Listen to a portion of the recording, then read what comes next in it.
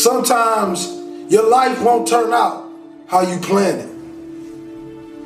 It turns out how you work for it.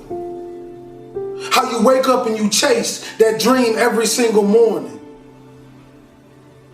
It's what you give your time and your energy to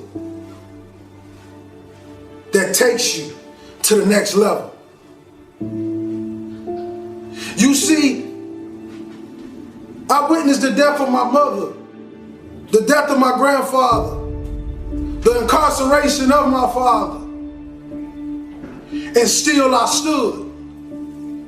Because when I walked in those projects, I realized one thing. I realized this, that my dream never lived down there. I realized that everything I ever dreamed of lives in the sky, and I must jump every single day to go reclaim what's mine. And that's royalty.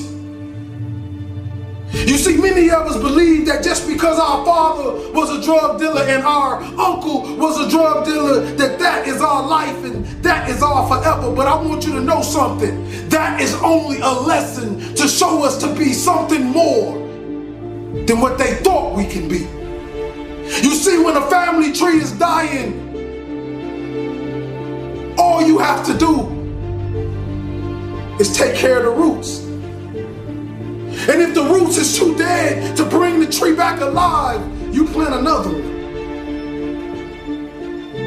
Young king and queen, I'm sorry, but we live in a generation today where you're gonna have to grow up right now. You're gonna have to be phenomenal in everything you do because everyone in the world is chasing greatness. And what do you do when a man is going 100 miles per hour and you haven't even started the engine yet? The best gifts come from the bottom.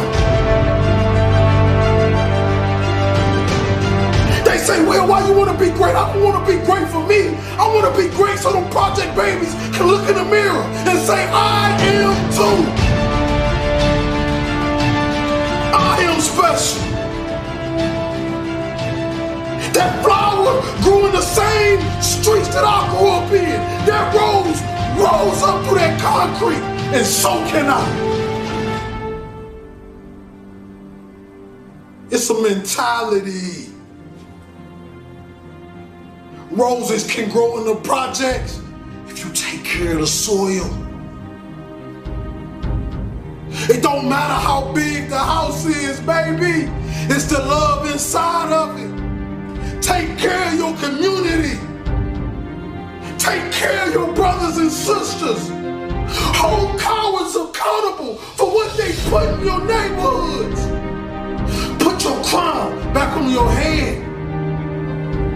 Let the world know your name, king and queen. This means you gotta work. This means you have to grind when they sleep. You gotta grind when they walk. You gotta grind when you do not feel like it. And this in all areas in life. School, sports, your religion. Consistency is the tunnel to greatness. Consistency will turn an ordinary man into something he never thought he can be. I want you to look in the mirror, young kings and queens, today. If you're growing up with nothing and you're growing up without, I want you to look in the mirror and I want you to say these words. I want you to say that I am royalty. I am more of my generational curses. I am more than my drug addict father. I am more than my incarcerated uncle. No, I'm not better than them, but I want to do better for them. I want to give our last name a legacy that will be remembered forever. That when people speak of it, people will smile automatically. See, this type of greatness I'm talking about when I die, they can't even fit another body in the church. because what I gave the world. You see all these men standing on top of the world. You think they're special, you think they're everything, but you don't know what they did to get there, kings and queens. Are you willing to sell your soul for material things? Because right now, we're losing the battle to the evil, and I'm telling you, young kings, I need you to come back. I need you to come back to the kings and queens that I know you are as great citizens. You know, young kings that walk in the room with his pants pulled up, and young queens that cover her body and only show her face because she knows she's beautiful and she loves the skin she in. You see, I want to bring us back to that. I want to eliminate the NIGGA mindset and bring the king mindset, because that's what we were born of. Royalty. You see, kings and queens, life is like one man standing on one single street. And the Creator says, stay in your lane.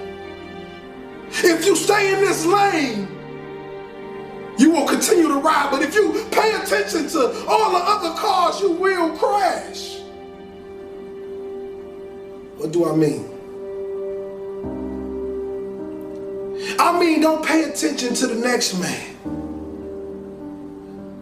Pay attention to the best man. See, the best man is whoever you believe he is, because the mind has power. Your mouth and your words have power. I became a speaker by walking into a school after having suicidal thoughts, ready to blow my brains out. I wanted to give some children something that they can take forever, something that can last forever, something that can push them to the next level, and then I wanted to die.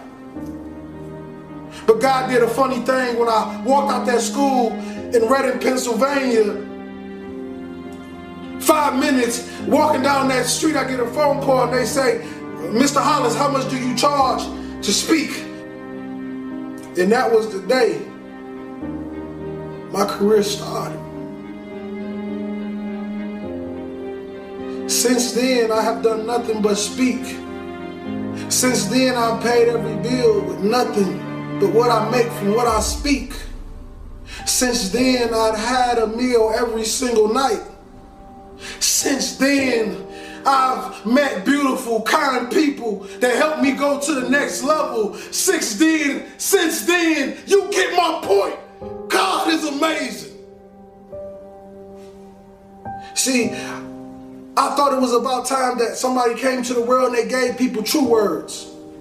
You know, not just talk to the people with the big wallets and the big purses. I'm talking about the people that have nothing. I'm talking about the people who can barely get cough syrup and barely feed their babies. I'm talking about the mothers left alone. I'm talking about the fathers that's lost that never had a father and had a baby and still don't know how to be a father, and they call the deadbeat every single day.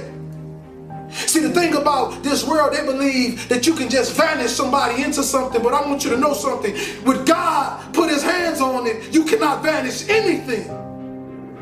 Because that's the same man that turned dirt into man. See, we tend to forget these things. We tend to forget how extraordinary our Father is. See, you got powers and we like him. You got to awaken that power. You got to bring it to life, and you got to show the world that this is real. People always ask me the question. They say, Will, when have you found what you love to do? I say, you find what you love to do when it becomes easy to you and amazing to the world.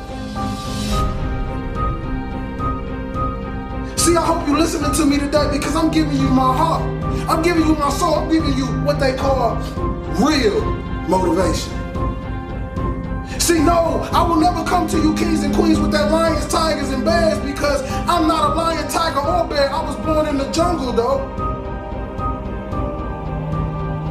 But we made it out. Because you know what they say about real lions? We take over the pack.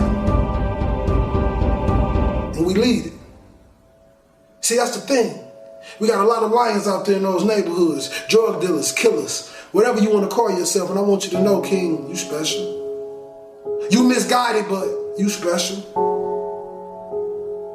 I know you grew up without a father and your mother left you and nobody ever loved you and nobody ever told you you can be anything and you believed it. But I want to tell you this, that you are phenomenal. You are a king. You come from royal blood. You stand on the tip top of the pyramids. You are royalty, king. You are a light. You are a star.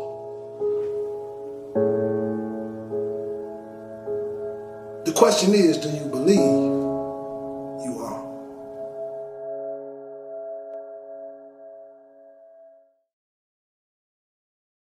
I used to tell my guys all the time, I say, man, it's a big difference between somebody that works hard and a hard worker.